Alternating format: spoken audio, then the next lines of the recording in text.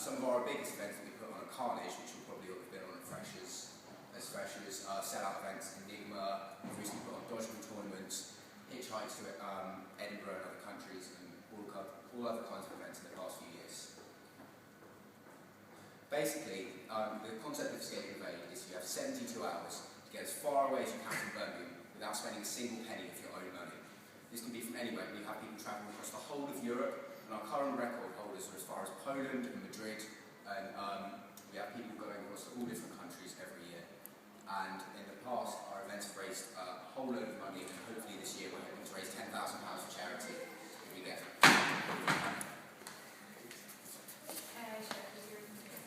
Basically, on a Saturday morning, we're going to start at 7 AM at Mermaid Square. So they will issue you your Hitch t-shirts, your official letter, which you need to take with you, just like tell you what you're doing, it's not by officials. And from there on, literally just get your funds warmed up and get yourself out of Birmingham. This is like a series of pictures from last year. You can see my team decided to use whiteboards last year, which is like quite nice because you don't have to carry a big load of cardboard. You can just like roll out the side and like write where you need to go or like what you need to do. This is like the station. So we managed to blag tickets from a girl who happened to be going to New Street, and she was like, "Yeah, I'll buy you tickets to New Street as well." We give you pretty much free rein on getting wherever you want to on Escape and Evade, if you have a target in mind, or if you just want to disappear off into Europe and see where you end up. People generally travel, there's the most traditional hitchhiking route of getting in people's cars, getting in from them, but also, unlike Hitch, we won't call you a dirty cheat if you get on a train. Some people manage to bag their way onto planes and get their way across Europe. Teams from other universities have made it several times all the way to Australia in 72 hours that they've had allocated. So you really do have a whole world to go to when you're going on Escape and Evade. And also, as you see on the sign there, one of the main issues that we have is getting across to Dover. But some universities struggle with this, but actually it's really easy to get across. You just get someone with a lift. They'll take you across the ferry, you get off the other side, and within like 12 hours of leaving Birmingham, you can be in Europe and on your way to wherever it is you're going. And once you get into Europe, that is literally your golden ticket, and like just get away because it's so common on the continent just to like pick up hitchhikers. I mean, I've actually done it before on the continent, just like picked up a random guy who's like, "Oh, can you take me to city centre?" and stuff like that. And it's always good to have like phrase books and maybe like a translation app on the phone. Though I'm not sure how much it would cost you when you're on the continent, but just literally bear in mind that people will speak French in France, so make some friends eyes. It's always handy about a remote control. That's were the teams who were at Dover, and I think you can see in the background, or maybe it's slightly missed that, but that is literally as far as you can get near Dover Port. Like any further on, the police will just kind of shuffle you along, but it's not a problem at all. Like obviously people heading into Dover are there to get out of Dover, so you will get a lift. And at the end of 72 hours, we basically just stopped the event, and that is 7 AM UK time on the Monday? In Monday, so it's and from there, you get an hour, just find yourself an internet cafe, or just like any way at all, just send back like some kind of evidence. So that'll be like a picture of, say, your team of a local newspaper with a really famous monument and things like that. So if you're going to try and take the Escape and Evade record, that is how long you've got to try and get further than anyone else has from Birmingham ever. But equally, there's no reason why you have to stop once the 72 hours are up. Some people will decide once they finish it, they want to carry on travelling around Europe. They'll get like an Interrail or something like that, and just basically extend it into an Easter holiday. Some people will make a target where they're going to stay, and then they'll go there, meet up with relatives who they know who live in the location they've got to, stay with them for a while, just see the sights. Some people check into hostels, some people just get on the first plane home. And even from that, some people book transport in advance, so they'll pick a destination, they'll be like, I want to get to Berlin, and so they'll book a plane back from whenever they want to get back from there. Some people just go off into Europe, see what happens, end up in a weird French town somewhere that no one's heard of, and then book transport when they're back there. You can get really cheap airplane tickets from things like EasyJet, Ryanair, and I got a plane back from Barcelona for a tenner last year, which was quite a good buy. And the furthest team last year got to Serbia, so obviously they had to spend a bit of money because they're out of the EU.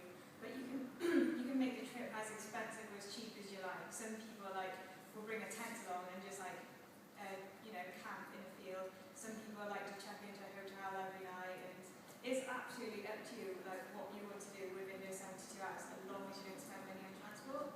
And it can seem a bit daunting just being let loose in Europe for 72 hours, no information. But because of this, we have a team of backup bases back in Birmingham who are essentially there to look after you, and every team will have one person looking after them, and they can call them up anytime they want. We ask them to check in every now and then so we know where you are, we can track everyone's progress, so we can upload our website, everyone can keep track of where you are, see what you're doing, how it's going, what escape and evade.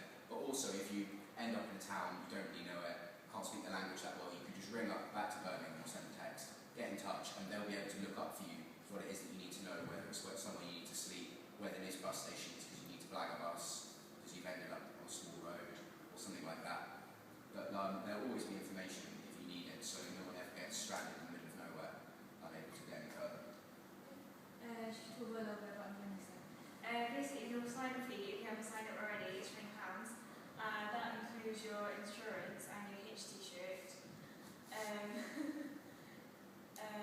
I think this year's Hitch t-shirts are going to be bright green as opposed to the yellow ones that you saw on the slides.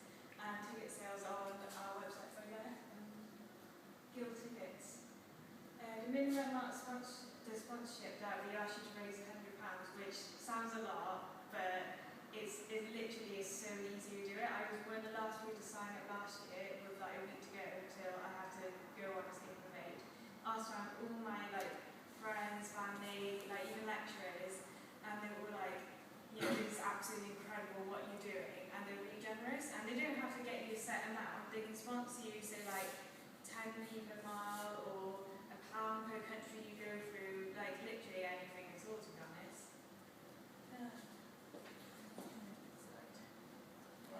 A little bit about safety, because obviously a lot of people get worried.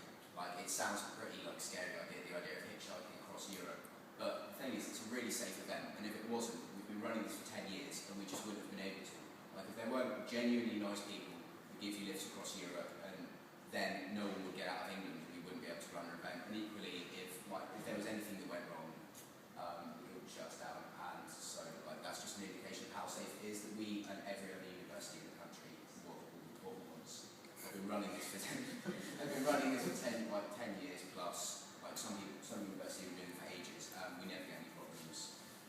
And we've had some contact with other unis who've been running this event or similar ones over the past 2 weekends, and they said absolutely no problem at all. People are still generous, they're still giving, and willing to pick you up and everything. You will get an info book when you go. Basically, what's in there is just really useful contacts and just tips and how to keep you safe and all that. Probably best to keep it with you, because the ones who don't are the ones who have to spend loads ringing to backup bases, and it's not cheap in Europe. But the last point is just you need to call your backup base every 8 hours, but if not, they will be ringing you. Contact information for us. If you've got any questions or anything like that, you can ask us now, or if you go home and talk to people, they've got something you haven't quite covered, and you'd like to know a bit more, just drop us an email. And one point before we should have mentioned earlier that we haven't is we do have a couple of rules in escape and evade. And one is you can't book your transport in advance. You can't just call up your mate who lives in France and be like, I need a lift across the country, can you sort me out? Because that makes you a dirty cheat, and so we don't need it. If you've got any friends who want us to come but miss our presentation, we will be doing it again Friday, not in this room, in the basement room instead. So you can always get them to come along if they want to go as well. Has anyone got any questions or anything like that? Not sound like a lecture. When does the sponsorship have to be done by? We ask that you get the sponsorship in by the time we leave on the event, so that's the 24th. But what some people do is if they've got people who've promised them sponsorship,